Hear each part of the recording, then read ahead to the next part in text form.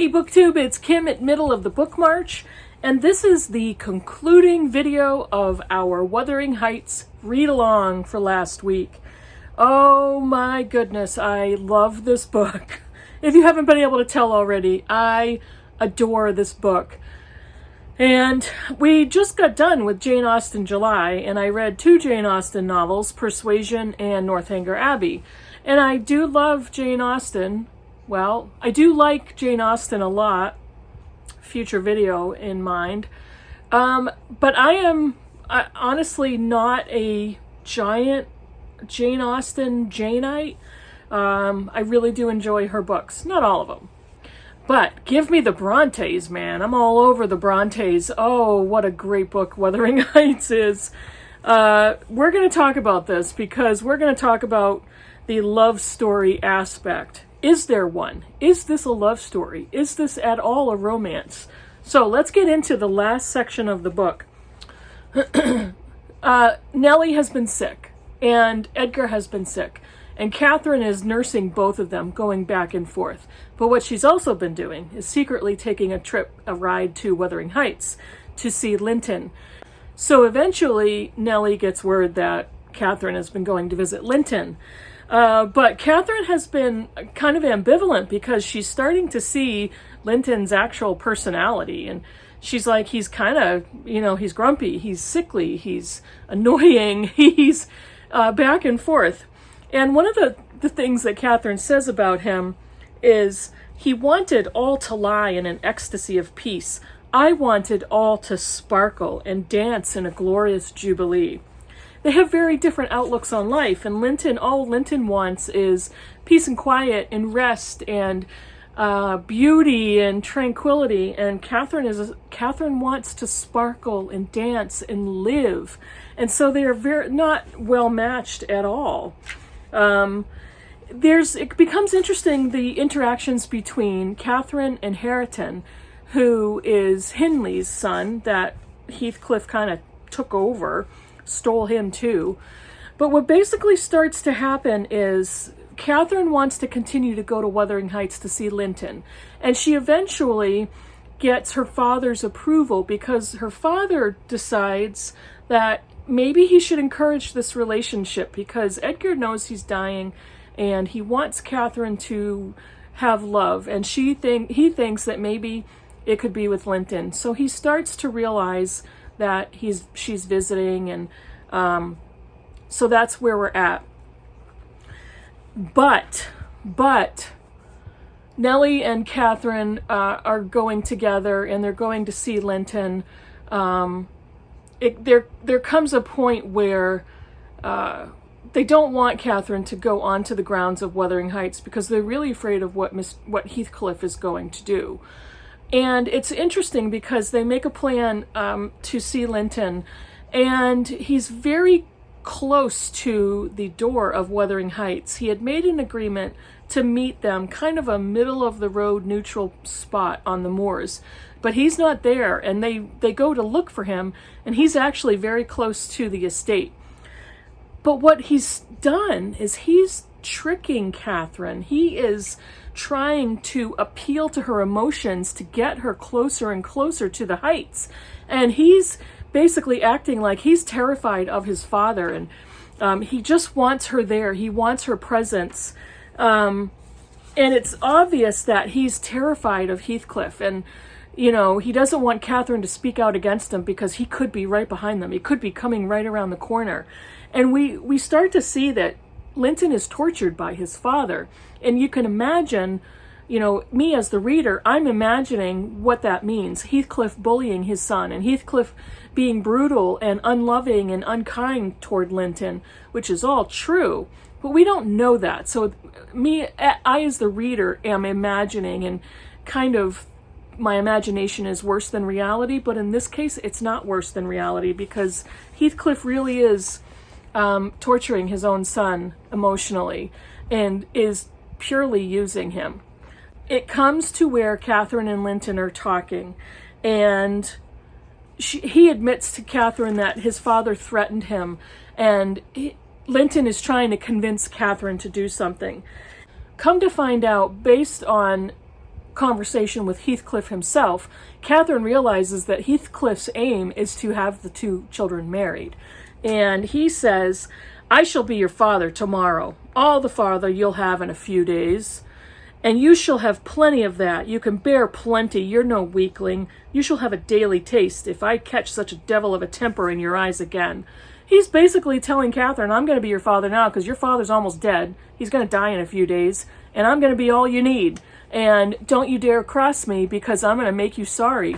I mean, he's basically a villain and a brute and an evil person that cares nothing for any of these children that he's so far brutalized up until this point. And, I mean, she's distraught about her own father on his deathbed. And she's distraught about the idea of kind of being stolen away to Wuthering Heights and being under the control of Heathcliff. But she's also a very rebellious, strong-minded, temperamental girl and smart. So, you know, she's angry and she's telling him, I'm not afraid of you, even though she is, because I think everybody is. But this relationship with her and Linton, you know, she loves him, she wants to love him, but he's not easy to love. And she realizes she would never have the life that she desires, being married to Linton or being shut up in Wuthering Heights or having Heathcliff as a father. But honestly, she decides it's her aim to be the one to love Linton because nobody else does. So, really interesting. There's some quotes that I wanted to read. Let's see. This one is from Nellie, and this one really struck me because it kind of reveals something that she's been thinking about. And she says, I seated myself in a chair and rocked to and fro, passing harsh judgment on my many derelictions of duty, from which it struck me then all the misfortunes of all my employers sprang. It was not the case in reality, I am aware, but it was, in my imagination, that dismal night, and I thought Heathcliff himself less guilty than I. Nellie is finally admitting that she may have had something to do with all of the events that have occurred up until this time. And quite honestly, she has. There were a lot of things that she was coerced into, she agreed to, she encouraged, with each of the main characters in this book, that all of it did not turn out well. Whether she was doing things behind another character's back, whether she was saying things to a character that another character told her not to, if she was revealing secrets, if she was looking the other way, all of those actions and choices that she made have contributed to the actions that Heathcliff has taken to use all of the people in the story up until this point. So, but we come to read that Heathcliff is orchestrating the marriage of Catherine and Linton so that he can assume the ownership of everything, all the land, all the money, both estates, and he will have the 3 children under his thumb until the death of his own son, Hareton, who is Hindley's son, Catherine, who is Cathy's son, and his own son, Linton. So once Linton dies, all of the ownership is going to him because he has prevented Edgar from changing his will. He has orchestrated the lawyer to avoid Edgar's summons to revise his will, so Edgar dies without a will that's been changed. So now Heathcliff owns everything, and he has used every child in their lives with no conscience, with no regret. And by the time Edgar dies, Linton doesn't last very long after that. And he has coerced Linton, as we read, to revise Linton's own will so that he leaves everything to Heathcliff. Heathcliff has just lied, cheated, manipulated, orchestrated all of these events to steal all of the inheritance from these children and all of their legacy. It's gone, and he's done it all in the name of revenge. we get to a point, this is in chapter 15, where Catherine and Heathcliff are talking to each other. And Catherine is very vocal and very assertive and very blunt. And she says this to Heathcliff. She's talking about Linton. "I know he has a bad nature," said Catherine. "He's your son. But I'm glad I've a better to forgive it. And I know he loves me. And for that reason, I love him. Mr. Heathcliff, you have nobody to love you. And however miserable you make us, we shall still have the revenge of thinking that your cruelty rises from your greater misery. You are miserable, are you not? Lonely like the devil and envious like him? Nobody loves you. Nobody will cry for you when you die. I wouldn't be you." How true is that? How honest is she to point out to his face, "You're miserable and nobody loves you," which is all true. The one person that we could possibly say loved Heathcliff is dead, which is Kathy. But as I'm going to talk about at the end of the video, what is love really? And what Heathcliff eventually reveals is what he did at Linton's grave, at Edgar Linton's grave. "I'll tell you what I did yesterday. I got the sexton who was digging Linton's grave to remove the earth off her coffin lid, and I opened it." And Nellie is telling him, "You were very wicked." He says, "I disturbed nobody, Nellie, and I gave some ease to myself. I shall be a great deal more comfortable now, and you'll have a better chance of keeping me underground when I get there." Disturbed her? No. She has disturbed me night and day through 18 years incessantly, remorselessly, till yesternight. And yesternight I was tranquil. I dreamt I was sleeping the last sleep. By that sleeper with my heart stopped and my cheek frozen against hers. "And if she had been dissolved into earth or worse, what would you have dreamt of then?" I said. "Of dissolving with her and being more happy still," he answered. What he basically did is he went to the sexton and he ordered him to dig up the graves, and what Heathcliff wanted to do was remove the side of Kathy's coffin. And when Heathcliff's coffin was put into the ground, he ordered it to be put into next to Kathy's, and the sides of the coffins would have been removed so that their hands could have touched.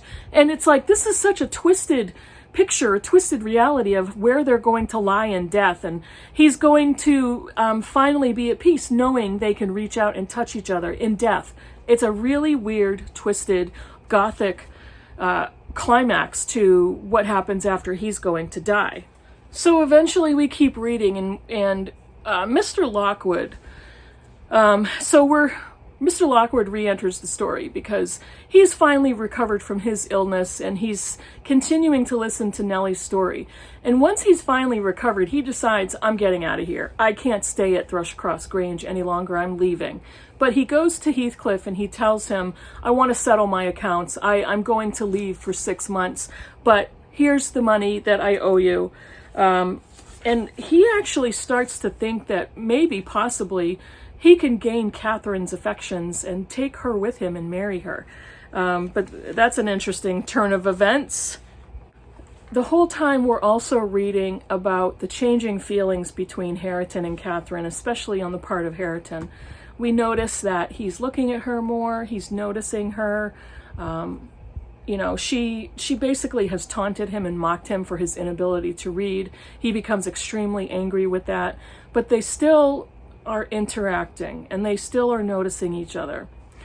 Eventually, we get to a conversation, a paragraph that Nellie is having with Heathcliff. And it's really a very important passage that I want to read. And this is in chapter 19. It's almost the end of the book. And Heathcliff says, "It is a poor conclusion, is it not?" he observed, having brooded a while on the scene he had just witnessed. That's the scene of Hareton and Catherine. I think they're reading together. "An absurd termination to my violent exertions. I get levers and mattocks to demolish the 2 houses and train myself to be capable of working like Hercules. And when everything is ready and in my power, I find the will to lift a slate off either roof has vanished. My old enemies have not beaten me. Now would be the precise time to revenge myself on their representatives, their children. I could do it, and none could hinder me. But where is the use? I don't care for striking. I can't take the trouble to raise my hand. That sounds as if I had been laboring the whole time, only to exhibit a fine trait of magnanimity. It is far from being the case. I have lost my faculty of enjoying their destruction, and I am too idle to destroy for nothing. Finally, Heathcliff is revealing to Nellie that, what's the joy in revenge? I could take revenge anytime I want on these children, on these representatives of my enemies. What's the point? I'm tired. I have no more desire to see this through. I'm not willing to strike. I'm drained. I'm drained with this. And it's such an interesting conclusion that he comes to. And for me as the reader, it's very revealing, because that's the point where he has surrendered. What's going to happen after his emotional surrender? In the last chapter, in the last couple of chapters, we notice the change in Heathcliff. He's become physically different. He's become frail, and his countenance has changed. The look in his eyes has changed. There's not the same darkness and spirit that he used to have. And we start to realize he's acting funny. Nellie is watching him, and she notices that he stares off into space. He's isolating himself. He's walking the moors at night after night. He disappears for long periods of time. When he comes back, he's not eating. He seems to be looking off into space, but he's looking at a point very close to him, and once in a while he'll reach out a couple of feet in front of him. And he has a look of happiness or relief or joy on his face, and she can't understand what is happening with this. Eventually, after nights and nights of this, and the entire household wondering what is wrong with him, why is he acting this way? He's acting so peculiar. He eventually goes up into Kathy's old room, and the next morning, he's locked himself in. The next morning, Nellie finally opens the door with a weird key, and she finds him laid out in Kathy's old bed, and he's finally dead. And she realizes that the whole time, everything he's been going through after his surrender to the lack of desire to perform any more acts of revenge, she realizes he has given up, but he has surrendered to death in order to be with Kathy, who he has assumed to have been seeing, and he's basically decided death is better than life. Death is better than staying on this earth. And I have given up, and I'm looking at my love. I'm watching my love roam the moors. I want to go with her, and I embrace it. I welcome it. And he dies. He just dies in the night, laying in her bed. The only person who grieves him is Hareton. And eventually they bury him next to Kathy. So there's Kathy in the middle, there's Edgar Linton on one side, and there's Heathcliff on the other side. The very last sentence in the novel I absolutely loved. I thought it was beautiful. This is Lockwood going to look at their graves, and he sees the differences in appearance of the graves. Kathy's that is very well overgrown, and Linton's where moss is starting to grow up the headstone, and Heathcliff's, which is brand new. And the last sentence of the novel says, I lingered round them under that benign sky, watched the moths fluttering among the heath, and harebells, listened to the soft wind breathing through the grass, and wondered how anyone could ever imagine unquiet slumbers for the sleepers in that quiet earth. That was such a beautiful, descriptive last sentence. So, by the end of the book, after Heathcliff has died, Lockwood has come back to say, hey, I'm back. I'm going back to the Grange, but I wanted to stop in. And he learns about Heathcliff's death from Nellie. He also learns that Hareton and Catherine are in love and planning on getting married and moving to the Grange. So by the time Heathcliff has surrendered his desire for revenge, he's welcoming death. He's welcoming eternity, walking on the moors with Kathy. And some of the local people have reported that they've seen the two of them walking together on the moors. So the end of this book is creepy, and it's hopeful, and it's kind of a just result, a just conclusion to the obsession and the possession contained in this entire book. What exactly is love, anyway? Was it love between Heathcliff and Cathy? Was there love between Cathy and Edgar Linton? Was there love between Catherine and young Linton Heathcliff? Is the only real love between Catherine and Hareton at the end of the book?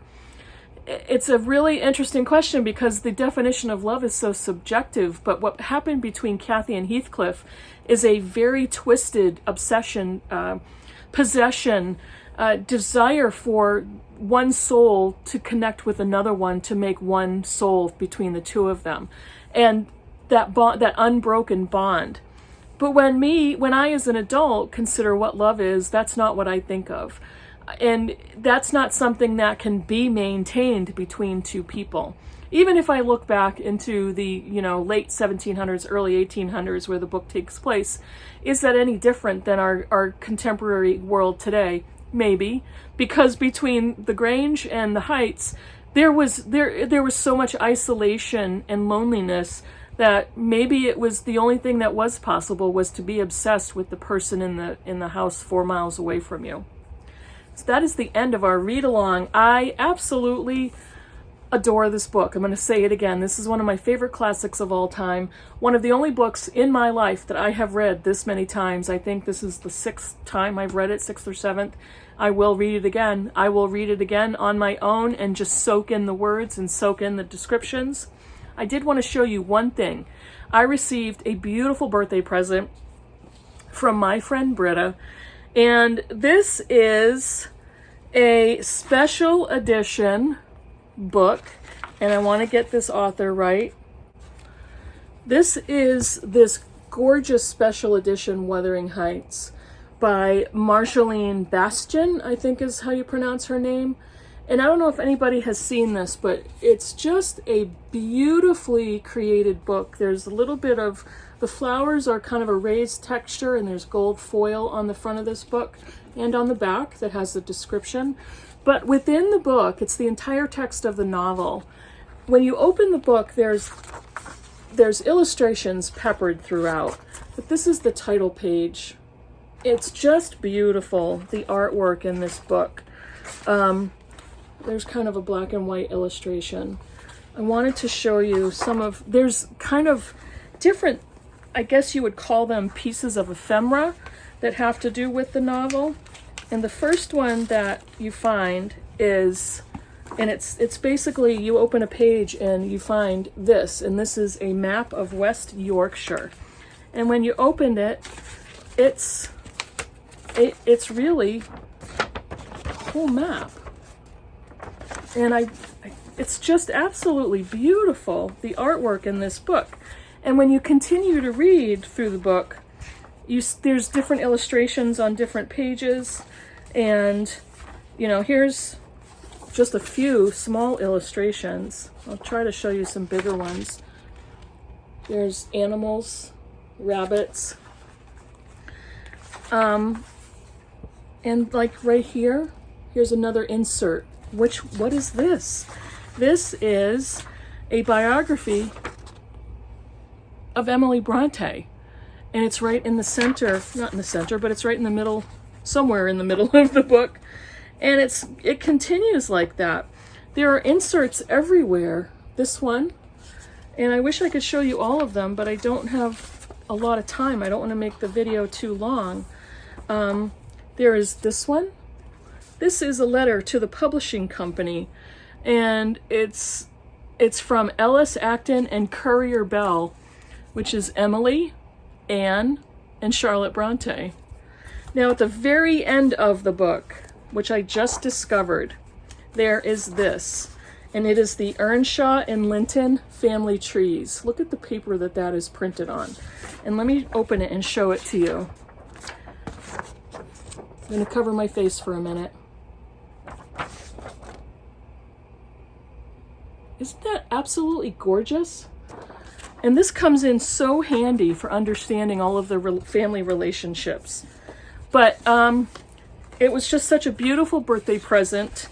And Britta Bowler, thank you so much, my wonderful friend, for this. And I'm going to treasure this, and I'm going to continue to look through this. As I'm reading Wuthering Heights again, whenever that is, and while I'm reading it, I will have this volume right there. And I wanted to thank everybody that came along with me in this reading journey and that really enjoyed Wuthering Heights. I hope you had a good time. I hope if you have additional questions, let me know in the comments below. Anything else you want to talk about with the last part of the book and the conclusion? I could go on forever. But obviously, Wuthering Heights ends on a hopeful note, and I think that's one of the most important things. With the brutality and the sadism and the anger and the obsession and the acts of possession, the selfishness throughout, the Gothic nature, it ends with hope. So, thank you so much for joining me. Write me a comment below, and I'll see you in the next video. Bye, everybody.